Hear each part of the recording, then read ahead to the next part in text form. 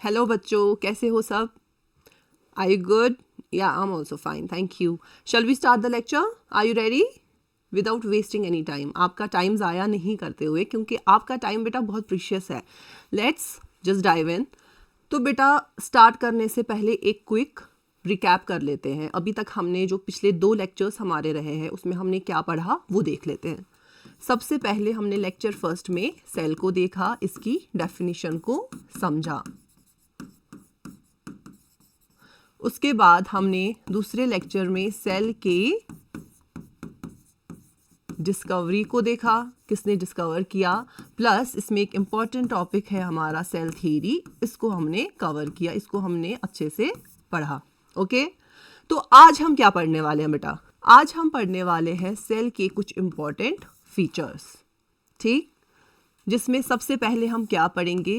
Cell के size के बारे में पढ़ेंगे. देन सेल के शेप के बारे में पढ़ेंगे. उसके बाद सेल के नंबर के बारे में पढ़ेंगे. और फाइनली हम सेल के स्ट्रक्चर को समझेंगे, जो बहुत इंपॉर्टेंट है और जिसको हमें बहुत ज़्यादा डिटेल में पढ़ना है.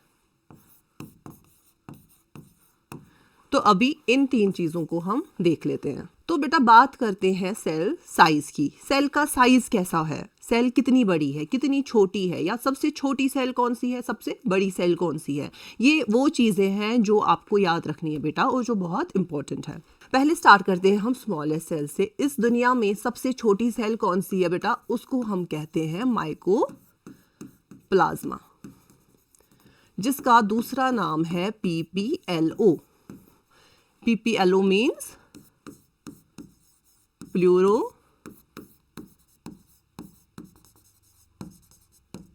Pneumonia like organisms. तो मैम ये PPLO और माइकोप्लाज्मा तो NCERT में अलग अलग दिया है. कहीं पे PPLO लिखा है, कहीं पे माइकोप्लाज्मा लिखा है. Don't get confused. एक ही ऑर्गेनिज्म के ये 2 नाम है. माइकोप्लाज्मा भी हम उसी ऑर्गेनिज्म को कहते हैं और PPLO भी हम उसी ऑर्गेनिज्म को बेटा कहते हैं. तो फ़र्क क्या है? फ़र्क बस नाम का है. जो PPLO है ये पहले यूज़ किया जाता था और बाद में उसी को माइकोप्लाज्मा बोला गया. NCERT में दोनों है, लेकिन आप कंफ्यूज नहीं होना, ये एक ही ऑर्गेनिज्म के 2 नाम हैं. चाहे माइकोप्लाज्मा लिखा हो, चाहे PPLO लिखा हो, it's one and the same thing. और इसका साइज कितना होता है बेटा? आपके NCERT में 2 जगह 2 नंबर लिखे हैं. वहाँ पे लिखा है माइकोप्लाज्मा, जो आप यहाँ देख पा रहे हो, ये होते क्या है? ये बैक्टीरिया होते हैं. कौन से बैक्टीरिया? वो बैक्टीरिया जिन पे सेल वॉल नहीं होता. आप सबको पता होगा हमारी एनिमल सेल में सेल वॉल नहीं होता, प्लांट सेल में सेल वॉल होता है, और बैक्टीरियल सेल में भी सेल वॉल होता है, जस्ट लाइक प्लांट सेल्स. दो उसका कंपोजिशन डिफरेंट होता है, जो हम आगे पढ़ेंगे जब हम डिटेल में सेल स्ट्रक्चर को पढ़ेंगे. लेकिन बैक्टीरिया में सेल वॉल प्रेजेंट है. वो बैक्टीरियल ग्रुप जिसमें सेल वॉल नहीं होता, उसी को हम बेटा क्या कहते हैं? उसको हम माइकोप्लाज्मा कहते हैं. ठीक है, तो माइकोप्लाज्मा क्या है? मैं लिख देती हूं. माइकोप्लाज्मा है सेल वॉल लेस बैक्टीरिया. वो बैक्टीरिया जिनमें सेल वॉल नहीं होती, उन्हीं को हम माइकोप्लाज्मा या PPLO कहते हैं. तो ये बैक्टीरिया ही है, ये बैक्टीरिया से अलग नहीं है बेटा, ये बैक्टीरिया ही है. PPLO इसको क्यों कहते हैं? क्योंकि न्यूमोनिया कॉज करने में इसका रोल होता है, इसीलिए इसको PPLO कहते थे. फिर उसी का नाम चेंज करके माइकोप्लाज्मा कर दिया गया. और ये वो बैक्टीरिया है जिनमें सेल वॉल नहीं होता. कोई भी आपसे कभी पूछे माइकोप्लाज्मा या PPLO क्या है, तो बेटा ये बैक्टीरिया है, वो बैक्टीरिया जिनके ऊपर सेल वॉल नहीं होती. तो साइज कितना है आपके NCERT में? As a already said, it's mentioned that the size of mycoplasma is 0.3 micrometre. लेकिन वहीं पे ये जो इमेज है ये आपके NCERT की है. आप अगर NCERT बुक खोल के देखो तो ये इमेज आपके NCERT से मैंने ली है, जहां पे आपके PPLO का साइज मेंशन्ड है 0.1 माइक्रोमीटर. तो आप क्या याद रखोगे? माइकोप्लाज्मा का साइज क्या है बेटा? It is 0.1 to 0.3 micrometre. Good, आगे बढ़े. उसके बाद बात करते हैं लार्जेस्ट सेल की। इस दुनिया में सबसे बड़ी सेल कौन सी है? सबसे बड़ी सेल कौन सी है बेटा? ऑस्ट्रिच का अंडा। कितना बड़ा है? लगभग 1.5-2 किलो या 2.5 किलो का अंडा होता है। इतना बड़ा अंडा होता है, हमारे नॉर्मल चिकन एग से बहुत बड़ा होता है। आप यहाँ से एक नॉर्मल जो हम अंडे खाते हैं चिकन एग्स, आप वो लगभग 20-25 ले लो और यहाँ से एक ऑस्ट्रिच का अंडा रख दो तो दोनों बराबर होंगे। तो इतना बड़ा अंडा होता है ऑस्ट्रिच का। अब क्योंकि एक इंडिविजुअल सेल है तो ये इस दुनिया में सबसे बड़ी सेल है। और इसका साइज कितना होता है? इसका साइज होता है लगभग 180 mm या आप कह सकते हो 18 सेंटीमीटर्स। अब बात करते हैं लॉन्गेस्ट सेल की। सबसे लंबी सेल कौन सी है? लंबी means in terms of length. सबसे बड़ी सेल तो ऑस्ट्रिच की सेल है, सबसे छोटी सेल तो माइकोप्लाज्मा है, लेकिन सबसे लंबी सेल कौन सी है? इट्स द नर्व सेल, जो किन में? एनिमल्स में पाई जाती है। कितना होता है साइज बेटा? 1 मीटर। 1 metre means 100 centimetre. तो आगे बढ़ते हैं। स्मॉलेस्ट सेल हो गया, लार्जेस्ट सेल हो गया और लॉन्गेस्ट सेल भी हो गया। अब आगे इसमें आपको कुछ चीज़ें याद रखनी है बेटा। आप पहले इस इमेज को देखो, क्योंकि आपके एनसीईआरटी की इमेज है ये, तो ये इमेज आपको याद रखनी है। इसमें जो नंबर्स दिए गए हैं वो आपको याद रखने हैं। एक टिपिकल बैक्टीरियल सेल इस पिक्चर के हिसाब से इट्स 1 to 2 माइक्रोमीटर, लेकिन आपकी जो दूसरी जगह पे मेंशन्ड है दैट इज़ 3 to 5 माइक्रोमीटर। आपकी जो पुरानी एनसीईआरटी है बेटा उसमें लिखा है 1 to 3 माइक्रोमीटर। तो आप एक रेंज याद रखोगे। एक बैक्टीरियल सेल का साइज कितना है? एक बैक्टीरिया का साइज है 1 to 5 माइक्रोमीटर्स। क्लियर? पीपीएलओ हो गया, बैक्टीरिया हो गया। उसके बाद वायरसेस का साइज भी यहाँ पे मेंशन्ड है। कितना है वायरस का साइज? 0.02 to 0.2 micrometer. अब क्योंकि ये सेल नहीं है, ये बस आपको ये आइडिया देने के लिए यहाँ पे रखा गया है कि ये बैक्टीरिया या माइकोप्लाज्मा से कितने छोटे होते हैं। और वायरस असेल्युलर है तो इट्स नॉट अ सेल। मैंने आपको कल भी बताया सेल थ्योरी की exception is virus and virus like particles because these are acellular entities. तो वायरस का साइज है 0.02 से 0.2 माइक्रोमीटर तक। और यहाँ पर ही आपको एक यूकैरियोटिक सेल का साइज भी दिया गया है 10 to 20 micrometre, which is actually अगर आप रेंज देखो ये 100 माइक्रोमीटर तक भी जाता है। So it would be 10 to 100 micrometres. ये यूकैरियोटिक सेल का रेंज रहेगा। लेकिन स्मॉलेस्ट सेल आपको याद रखना है, लार्जेस्ट सेल आपको याद रखना है, लॉन्गेस्ट सेल आपको याद रखना है। और ह्यूमंस की जब बात करें, ये भी बहुत इंपॉर्टेंट है क्योंकि आपके नीट में पूछा जाता है ह्यूमंस में सबसे बड़ी सेल कौन सी है, सबसे लॉन्गेस्ट सेल कौन सी है और सबसे स्मॉलेस्ट सेल कौन सी है। तो जब हम स्मॉलेस्ट सेल की बात करते हैं it is the sperm cell. आपकी एनसीईआरटी में लिखा है इट इज द आरबीसी। आपके एनसीईआरटी में स्मॉलेस्ट सेल जो लिखा है ह्यूमंस में दैट इज आरबीसी और उसका साइज भी मेंशन्ड है 7 माइक्रोमीटर्स। लेकिन मैं कह रही हूँ हमारी जो ह्यूमंस में जो स्पर्म सेल है, male reproductive cell, that is the smallest cell. ऐसा मैं क्यों कह रही हूँ? क्योंकि कल को आपको हो सकता है एग्जाम में ऑप्शन आ जाए, उस चीज़ को क्लियर करने के लिए मैं यहाँ पे मेंशन कर रही हूँ। अदरवाइज आपकी जो स्मॉलेस्ट सेल एनसीईआरटी के हिसाब से है that is RBC which is 7 micrometre. तो स्पर्म सेल क्यों नहीं मेंशन्ड है? जब हम एक स्पर्म सेल को लेते हैं, सबको स्पर्म का स्ट्रक्चर पता होगा कैसा होता है, एक हेड और एक टेल जैसा होता है।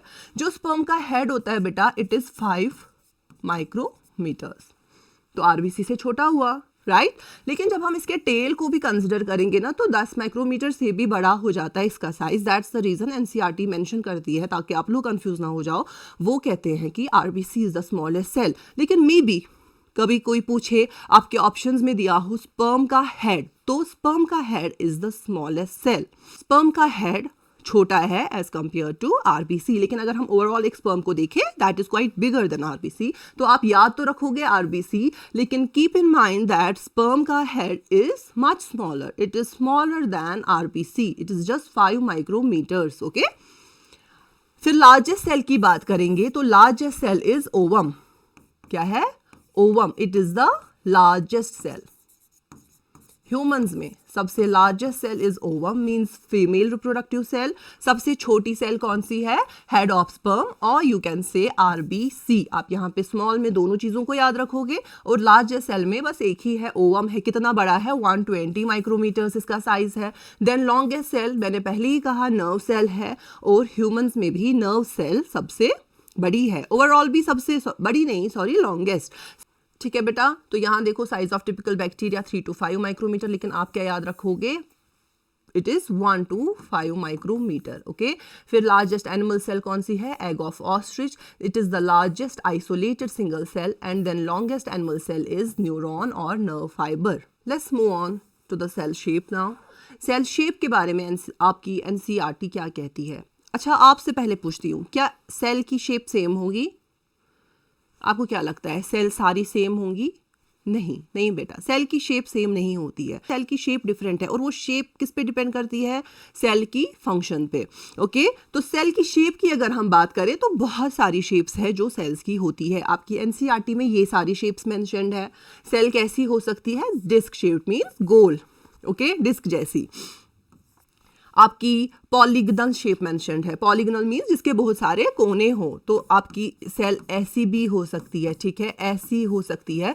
तो कोने वाली कोई भी शेप, पॉलीगनल, मनी साइड्स है, मनी बहुत सारे कोने जिसमें हो, उस शेप को हम पॉलीगनल कहते हैं। तो उस पॉलीगनल शेप भी हो सकती है। कॉलमनर हो सकती है, ठीक है। कॉलमनर मीन्स जहाँ पे लेंथ ज़्यादा हो, ब्रेड्स कम हो, तो ऐसी भी एक शेप हो सकती है।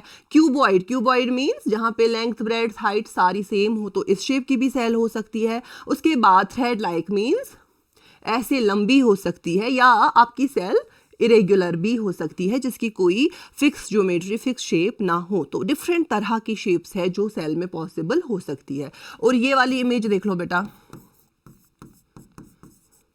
ये आपकी NCERT की इमेज है जहां पे कुछ सेल्स की शेप्स मेंशन्ड है। RBCs कैसी शेप है? Round and biconcave. बहुत इंपॉर्टेंट है, एग्जाम्स में पूछा जाता है। RBC की शेप कैसी होती है बेटा? राउंड, गोल होती है, और बाइकनकेव। ये बाइकनकेव का मतलब क्या है बेटा? ये मैं समझा देती हूँ। Bi means two, concave means, अब जब कॉन्केव मिरर बनाते हो आप कैसा बनाते हो? आप इस तरह का बनाते हो। बीच में आप थोड़ा सा थिन बनाते हो, और साइड्स में आप थोड़ा सा थिक बनाते हो। इसी शेप को हम कॉन्केव कहते हैं। अब इसी को एक राउंड फिगर में आप इमेजिन करो, या आप ऐसे देख लो, आप आटे का एक पेड़ा ले लो, उसको बीच में दबाओ, तो वो बीच में पतला बनेगा और साइड से थोड़ा फूला हुआ रहेगा। इस साइड से भी और पीछे वाले साइड से भी, है ना, दोनों साइड से सेम तरह का दिखेगा। तो उस शेप को हम बाइकनकेव कहते हैं बेटा। और आपकी RBCs की शेप राउंड होती है, बाइकनकेव होती है। देन आपकी व्हाइट ब्लड सेल्स जो है अम्यूबॉइड होती है। अम्यूबॉइड मीन्स इरेगुलर शेप होती है। अम्यूबा आपका कैसा होता है बेटा? उसका एक फिक्स शेप नहीं होता। वैसे ही आपके व्हाइट ब्लड सेल्स भी फिक्स शेप के नहीं होते हैं, इरेगुलर शेप होती है। देन कॉलमनर एपिथेलियल सेल्स जो आपके इंटेस्टाइन्स वगैरह में पाए जाते हैं, वो कैसे होते हैं? Long and narrow. उसके बाद नर्व सेल आपकी कैसी होती है? ब्रांच्ड एंड लॉन्ग, बहुत लंबी होती है, क्योंकि लॉन्गेस्ट सेल भी कौन सी है बेटा? इट्स नर्व फाइबर या नर्व सेल या न्यूरॉन। तो ये कैसी होती है? इसमें ऐसे ब्रांच आपको दिखेंगी, तो ये ब्रांच होती है और बहुत लंबी होती है। देन अ ट्रकीड जो एक प्लांट सेल है, ये इलोंगेटेड होती है। उसके बाद मीजोफिल सेल्स कैसी बताई गई हैं? Round and Oval. यहाँ पे आप देख सकते हो राउंड है और ओवल है, मीन्स परफेक्ट सर्कल नहीं है, ये ओवल शेप की होती है। और यहाँ पे क्या याद रखोगे आप बेटा? सेल की शेप वेरी करती है, सेल की एक ही शेप नहीं होती है। सेल का साइज भी सेम नहीं है, डिफरेंट सेल्स का डिफरेंट साइज है। कोई सेल छोटी है, कोई सेल बड़ी है, ठीक है। अब शेप की जब बात करते हैं तो शेप भी वेरी करती है, और ये सारी चीज़ें बहुत सारे फैक्टर्स पे डिपेंड करती है। सेल की शेप, सेल की फंक्शन क्या है, उस पर डिपेंड करती है। ओके, आगे बढ़ते हैं। आगे बात करते हैं सेल नंबर की। सेल नंबर मीन सेल का नंबर कितना है, ठीक है, क्वांटिटी। सेल का नंबर कितना है? एक ऑर्गेनिज्म में कितनी सेल्स है, उसके बेसिस पे हम क्या करते हैं? ऑर्गेनिजम्स को यूनिसेल्युलर और मल्टीसेल्युलर में डिवाइड करते हैं। तो uni means 1, multi means many. तो वो ऑर्गेनिजम्स जिनमें सिर्फ एक सेल प्रेजेंट है, वही एक सेल सारी लाइफ प्रोसेस से सारी लाइफ फंक्शंस कैरी करती है, वही एक सेल डाइजेशन करती है, वही एक सेल वेस्ट रिमूवल एक्सक्रीशन करती है, वही एक सेल हर एक फंक्शन करती है, रेस्पिरेशन भी वही करती है, हर एक काम एक ही सेल करती है, और क्योंकि ये ऑर्गेनिज्म एक ही सेल का बना है, हम क्या कहते हैं, हम उसको एक यूनिसेल्युलर ऑर्गेनिज्म कहते हैं। और जब एक ऑर्गेनिज्म में एक से ज़्यादा बहुत सारी सेल्स का जब एक ऑर्गेनिज्म बना हो, उस ऑर्गेनिज्म को हम बेटा मल्टी सेल्युलर ऑर्गेनिज्म कहते हैं। क्लियर? इसमें अभी के लिए आप इतना ही याद रखो, ठीक है? यस, इतना अभी के लिए काफ़ी है कि सेल के नंबर के हिसाब से हमारे जो ऑर्गेनिजम्स है वो दो कैटेगरीज में डिवाइड हो जाएंगे, यूनिसेल्युलर एंड मल्टी सेल्युलर। एक मल्टी सेल्युलर ऑर्गेनिज्म में different cells different functions perform करती है, लेकिन एक यूनिसेल्युलर ऑर्गेनिज्म में एक ही सेल सारे फंक्शंस परफॉर्म करती है। Is this clear? Let's move on to the most important topic now, which is cell structure. Cell structure कहो या आप सेल डेवलपमेंट कहो,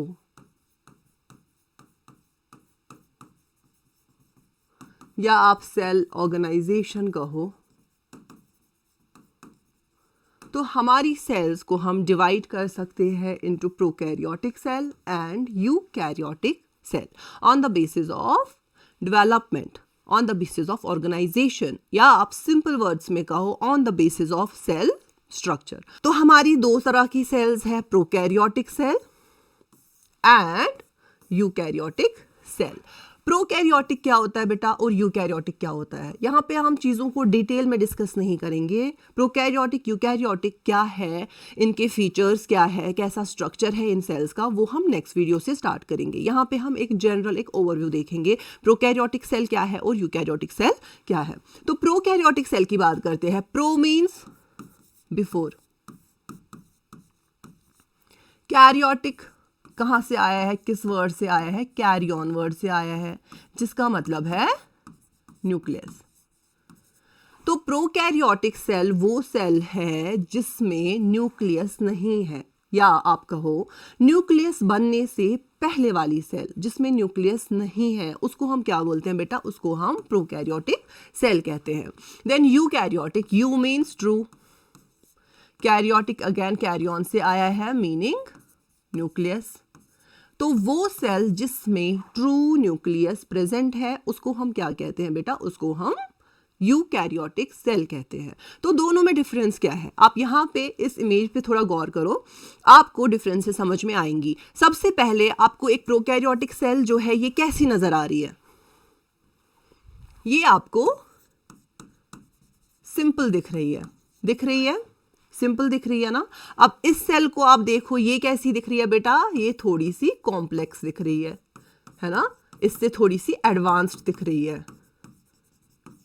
कैसे, आप देखो इस सेल के अंदर जो प्रोकैरियोटिक सेल है इसमें आपको अंदर ज्यादा चीजें नहीं दिख रही है, बहुत ही कम चीजें इस सेल में प्रेजेंट है। लेकिन जहां आप यूकैरियोटिक सेल को देखो, आप देखो इसके अंदर कितनी सारी चीजें हैं। ये चीजें असल में क्या है, इनको हम क्या कहते हैं बेटा, इनको हम ऑर्गेनेलीज कहते हैं।